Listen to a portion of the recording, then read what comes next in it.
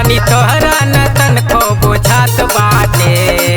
अच्छा काहे कहेलू कमरिया तू खात बाटे, काहे कहेलू कमरिया तू खात बाटे। हाँ तो का करी।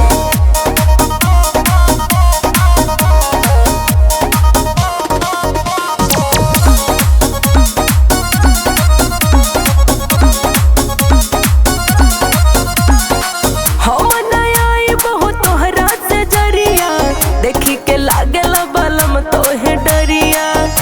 जी का बताइए बताइए दा हम नया आई बहुत तोहरे से जरिया, देखी के लागेला बलम तोहे डरिया। रात कैली लाही कुछ के रात बारू हो, हमरा संग ई सुत में कता रात बारू हो। होता जवानी के हानि बुआ बनले रानी झुरात बाटे हो। अरे ये का कहता रहो। काहे कहेलू कमरिया तो खात बाटे हो, काहे कहेलू कमरिया तो खात बाटे हो। हाँ तो का झूठ बोलता नहीं। और का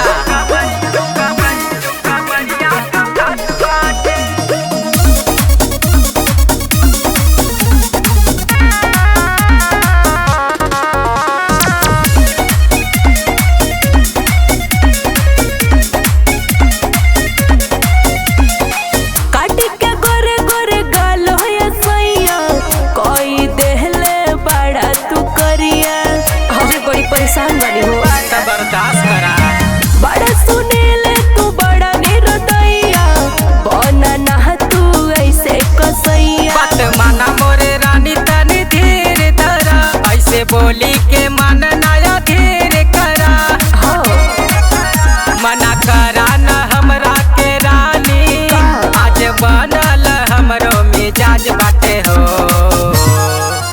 काहे कहेलू कमरिया तू खात बाटे हो, काहे कहेलू कमरिया तू खात बाटे हो। अरे तो अब से रहम करी।